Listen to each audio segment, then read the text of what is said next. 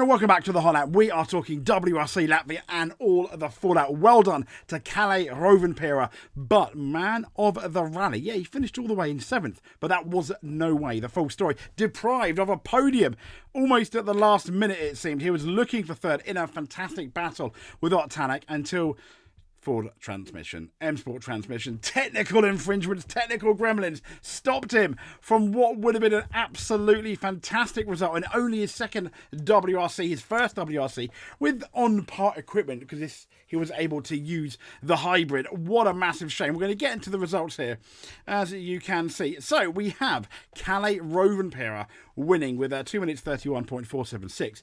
Nearly 40 seconds down, 39.2 to be exact, was Seb Ogier. Tanak over a minute down on Kalle, 1 minute 4.5 seconds.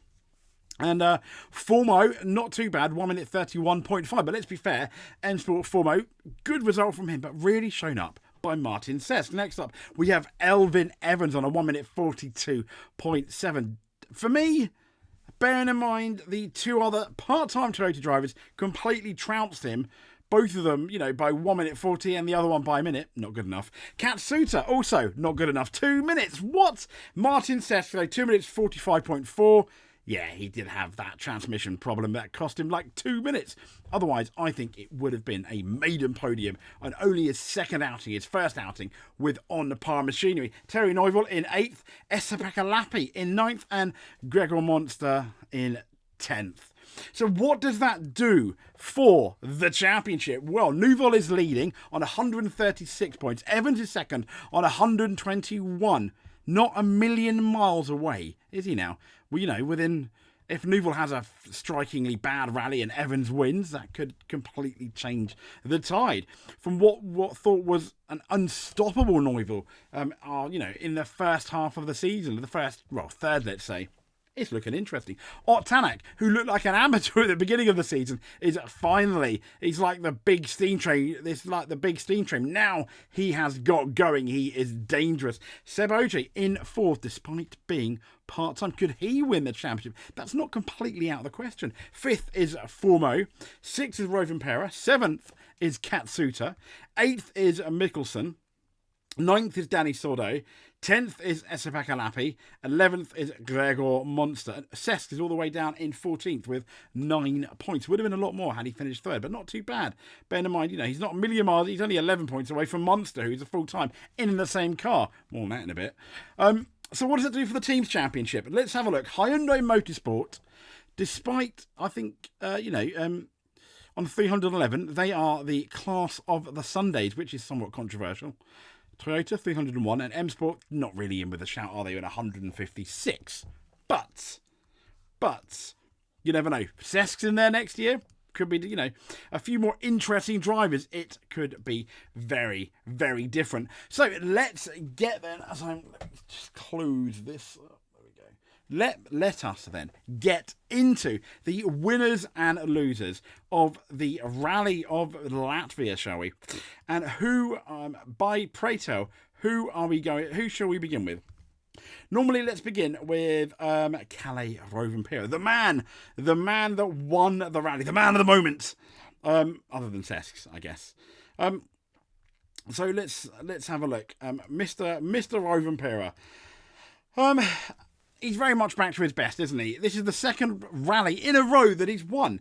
Now, some have suggested it wasn't maybe his best performance. He had a few issues, I think, on the last day, on the Sunday, finding some pace. And he wasn't maybe his best on the Friday, but his best was still better than everyone else's best as he delivered the goods and he won. Has he got over? I mean, that blip. He had that blip, for example, in Sweden and a couple of rallies ago. But he doesn't really make too many mistakes. Now, if this guy does return to rally next year, surely he's world champion elect, potentially. I mean, he's brilliant. Absolutely brilliant for Kalle Rovanperä. Next up is arguably one of the only men that could beat Kalle over a season. Another part-time in the Toyota. It's Sebastian Ogier. Now, he's not... Dare I say from recently, he's not known for being a man of fast gravel, but he finished second. He beat his teammates Evans and Katsuta in the same car with the same equipment. So it wasn't a classic performance. I think he'll be disappointed finishing 39.2 seconds behind Kalle Rovanperä. And he may look on Monday morning, well, it's now Monday evening, but on Monday, or the week after the rally, he may look in the mirror and think, maybe I should have done better. I should have maybe finished a bit closer to Kalle, and I think that would be absolutely justified. So next up we have the other Hyundai Toyota. What am I talking about? Sacrilege. The other Toyota guy, Elfyn Evans, and Elfyn. I mean, yeah, you're up against two of the best in Kalle and Seb. It was difficult.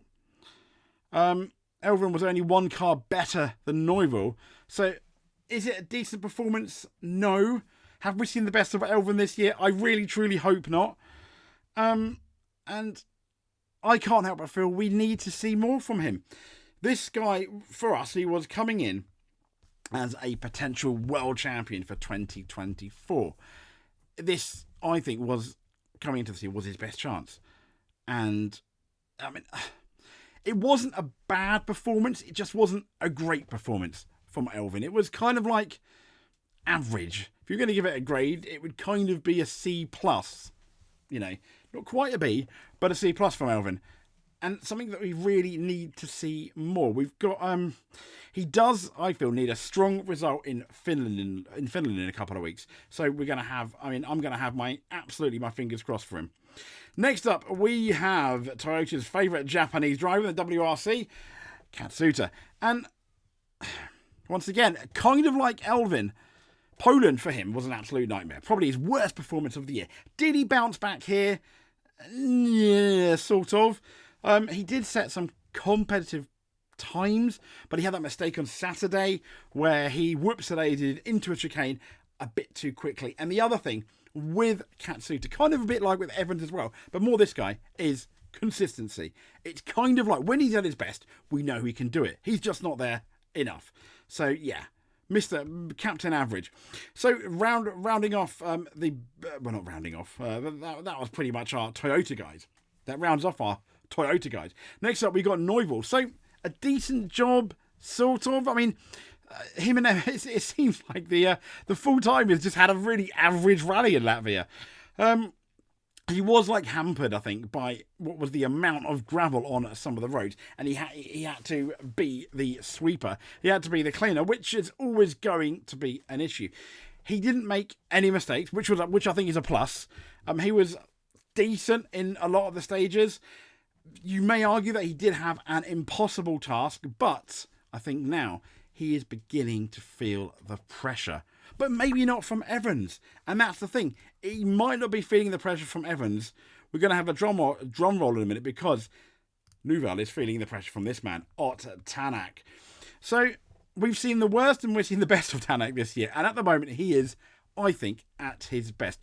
He did have a bit of a blip, didn't he? Went a bit wide, I think. He's not having to take too many risks. He's now regularly winning or being up there. And he seems to be an intimidating presence. So I can't help but feel, at the moment, until we see something different in Finland from Evans, is the championship between the two Hyundai drivers. You've got to start wondering that, don't you? Yes, Neuville is the man in the lead, but it seems to me that Tanak is the man with momentum. The man with the man that had some momentum last year, but not much now, is Esa-Pekka Lappi. I think I was really, after Sweden, really, really brilliant. Yes, it's obviously completely different, but he didn't do very well, did he? There are rumours that he did go out with kind of the wrong setup. That's partly down to him, partly down to his engineer. I don't know how much influence he has on the setups, but still, kind of like average, really. Yeah. So let's get into the Ford people, shall we? And the one Ford guy that I'd like to talk about is this man here, of course. It's Mr. Sesks. Absolutely fantastic. For a man to finish 7th, he was, for me, the man of the rally. He came in on his home rally with all that pressure. It looked like, he won 2 stages, which is absolutely brilliant. And he made the most of his 2 opportunities. Is there a future for this man? Absolutely. But what we know about rallying is it's not always about talent, and that's the really sad thing. It's about the opportunities, the stars aligning, and him going to the big time. All I can say is, Ford, you have a really, really talented guy. You may have a not so talented guy in your roster at the moment. Do the maths, please. Get this guy in. Please. Talking about talented guys as well, I think once again he still is one of the most improved drivers of the year is Adrian Fourmé. Yes, he finished 4th. He didn't have the pace of Sesks. He was kind of embarrassed, I think, a bit by Sesks being the mainline driver, but he kept his cool. He finished 4th. Probably would have been 5th had Sesks finished, but I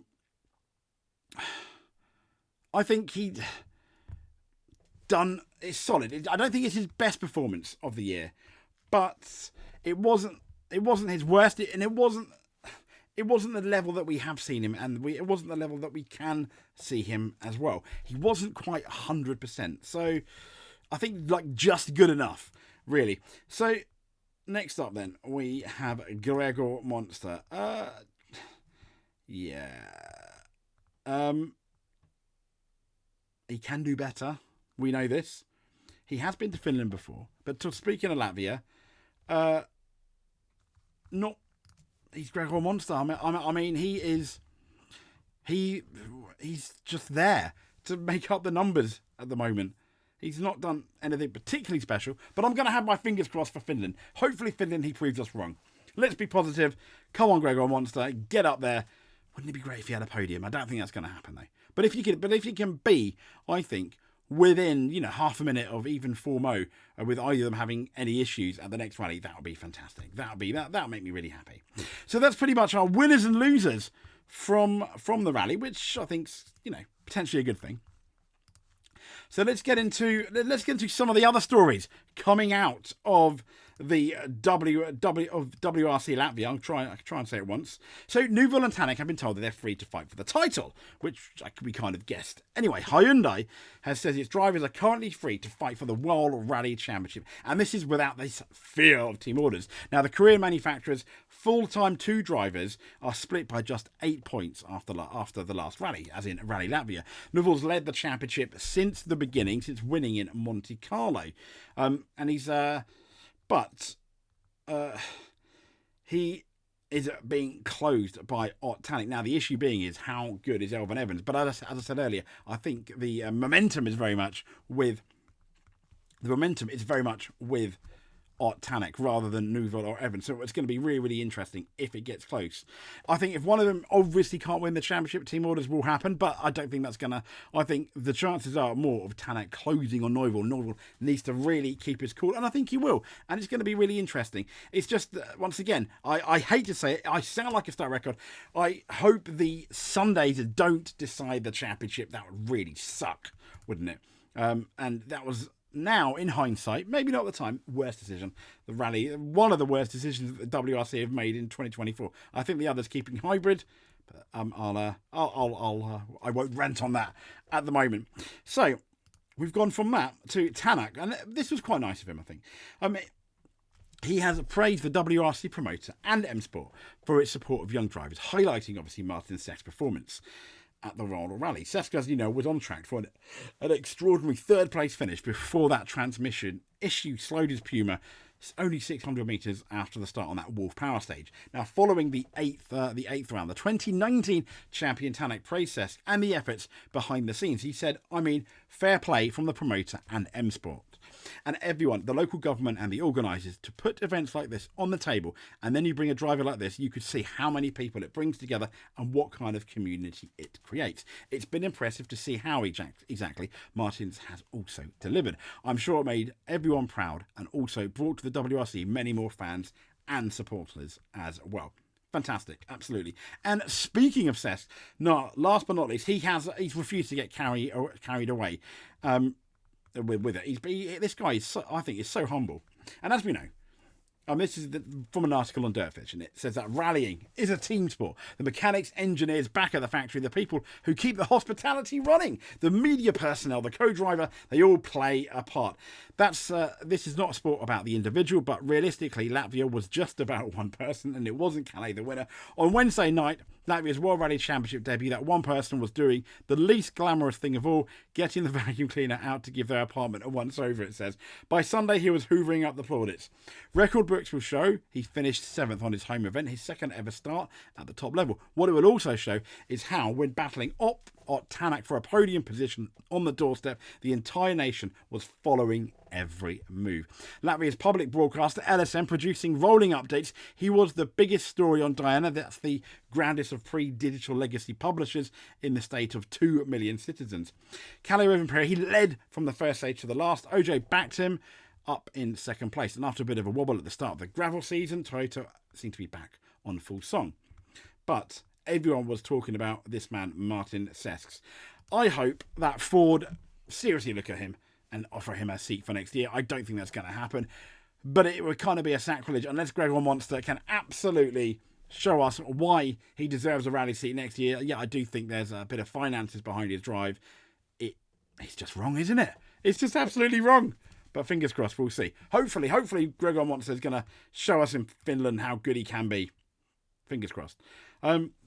It's just really sad that we're not going to be seeing Sesks again. But if you do want to see him, he's at the ERC, the European Rally Championship, where there's a very good argument after this guy's done well that a lot of drivers in the ERC would definitely give the rally big guns massive problems. I would love to see that happen, wouldn't you? We'll speak to you soon. If you made it to the end, please give us a like, give us a subscribe. If you want to see more rally content, that'll be great. Comment below. Let us know who you think was, other than Sesks, was really good at the rally, because Sesks is best. And we will speak to you soon. Thank you very much.